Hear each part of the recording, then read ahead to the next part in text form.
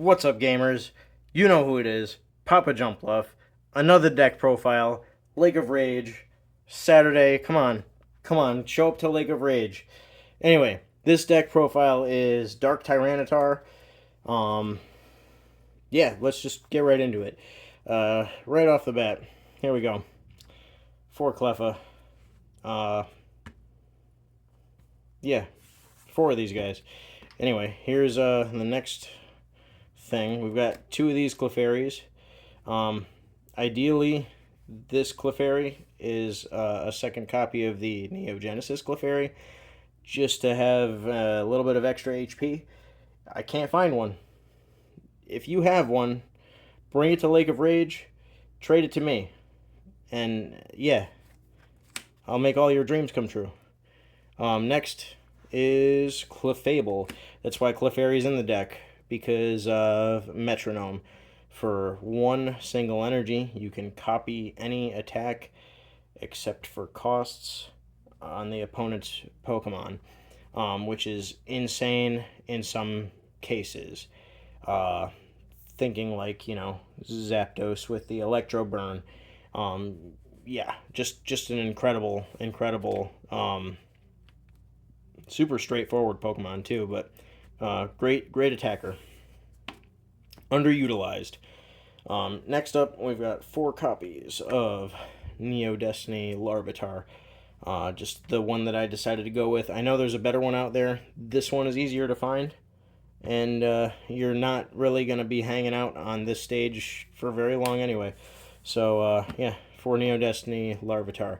Next up is 4 copies of Dark Pupitar. Pretty solid. You're ultimately trying to use this to get into Dark Tyranitar as fast as possible, so if you can explosive evolution up to it, fantastic. You've got some killer luck. Otherwise, Rock Tackle isn't too bad. You're taking some recoil damage there, but the damage output for 2 energy is very good. And if you have the Rocket's Hideout in play, you've got a little bit more HP to, a little bit more breathing room there. But pretty good retreat cost at only 1. It's a grass weakness. All 3 stages are, and it also, all 3 stages have the electric resistance. So, next up is the Dark Tyranitar. It's Japanese because they are significantly cheaper in Japanese. But I'll give you the summary here. So we've got 90 HP, and with the Rocket's Hideout, that brings that up to 110, which is very good. We've also got Mountain Smasher for the first attack, which is for each fighting energy on Dark Tyranitar, you flip a coin. For each heads that you get, you deal 20 damage, and you mill the top card of your opponent's deck. So that's, you're taking it and putting it into the discard pile. So why I like that is because, yes, the second attack costs 4 energy, but at least you're not doing nothing turn after turn after turn while you're attaching those energies. Like, you're able to, flip coins and hopefully, get rid of some key cards off the top of their deck while putting out some reasonable damage. The other attack is Fling Away, which deals 50 as long as your opponent doesn't have any benched Pokemon. If your opponent has a benched Pokemon, it deals 30 to their active, and then it deals 30 to a benched Pokemon. Now, I don't know if I have to explain why that's good, but there's a lot of people playing this guy in the format, and it's got just the right number for the HP. So it's, prime for the Fling Away target. But also, you're able to utilize that last colorless slot for the energy cost to play a darkness energy, and it does deal extra damage to the active. It does not deal extra damage to the benched Pokemon. So it's still really good. 40 damage to the active and 30 to the bench. That is no joke. Like, this guy hits hard, and he sets up your next knockout by putting the damage on the benched Pokemon, even if they are not a Cleffa. Like, you're able to put 30 damage on something so that you can one-shot it after they put it into the active slot, and just continue the hits like that. So, great Pokemon. Next is, we got 2 copies of Pichu. This guy is also no joke. Pichu for 1 energy, you are hitting every Pokemon with a Pokemon power for 20 damage. So there's a lot of ability hate in this deck. And as you can tell, I'm not running anything with an ability. No Pokemon powers. So this will not damage me ever.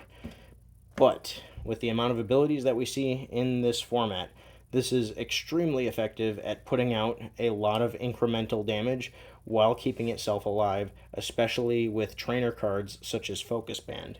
So Pichu is insane. And the last Pokemon on the list is Magby. Just somewhat similar to Igglybuff, but you're able to put out a little bit of fire type damage. So you can Sputter, which will ignore all Pokemon powers that are not currently being ignored until the end of your next turn. So obviously we have evolutionary lines in this deck, so you need to get a Magby up, you need to Sputter, and then you can evolve as much as possible while you're keeping up with your Sputters. So you can also, I don't know if it'll deal that much extra damage to metal Pokemon, but putting out 10 damage while being able to shut off abilities is decent. Next here is the trainers. Kind of straightforward. We've got the 2 Professor Oak. That's for refilling our hand. We've got 1 Desert Shaman. Just, good for refilling our hand when we've run it down to, 2 or fewer cards. And also bringing our opponent's freshly eked hand from 7 down to 4 cards. Next up is 2 copies of Computer Search. Just great for finding exactly what we need for any situation. Then we've got 2 Item Finders. This, more often than not, you're just using it to grab back a Rocket's hideout. Because your opponent will play a stadium just to spite the fact that you have a stadium. So get back the Rocket's hideout, bring your Tyranitar, Dark Tyranitar's HP back up to 110, but also has other applications here too. Next is 1 copy of Pokemon Fan Club, because you're able to search it out with Computer Search, and we don't have like a wide variety of lines. It's just good for grabbing what you need. Next is Town Volunteers. So Town Volunteers, shuffling things that we need from the discard pile back into the deck. Pokemon and energy, Next is 2 copies of the Boss's Way. You don't need to play Pokemon Trader if you are playing Pokemon with Dark in the name, because you can just search your Dark Pupitar, search your Dark Tyranitar, without having to have it cost a card in your hand in order to do so. And then we've got 2 of the Rocket's Hideout. 2 Stadium is pretty standard.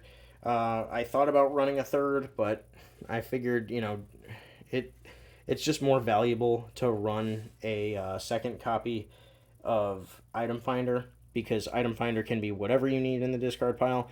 Maybe it's not this, but maybe it is. Just gives you a little bit more flexibility. Next is Goldberry.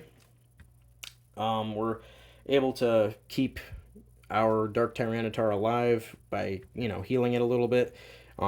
Just like the standard go-to healing item in the WOTC20 format. Next is Focus Band. So we're running these mostly for Pichu. They're okay elsewhere, but it's mostly for Pichu and keeping the incremental damage of the Zap attack alive. Next, we've got 1 copy of Rocket Sneak Attack. Just a little bit of disruption. I thought it would be valuable to bring this in, especially if you're able to find your opponent's stadium in their hand before they get a chance to play it. You could just take it out of their hand and give your stadium another chance. And then next is Warp Point. So I'm a fan of Warp Point just for putting my Tyranitar out while my opponent has something benched that is more valuable to hit. Take their baby Pokemon out of the active slot by forcing them to switch with this, and then you get a switch too. So you could just put a Cleffa into the active slot and then immediately switch back to Tyranitar, therefore dealing with your fling away attack, 30 damage to their active, and sniping the Cleffa that you just pushed back to their bench. So, very good card. And that's it for trainers. So we're on to energy. Got 1, 2, 3, 4, 5, 6, 7, 8, 9, 10, 11, 12, 13, 14. 14 fighting energy. So want to make sure we are able to fuel Mountain Smasher and we are able to fuel the Fling Away attack. They all require a large investment into fighting energy. But thankfully, our other lines all only require colorless energy, so we can go both ways with this.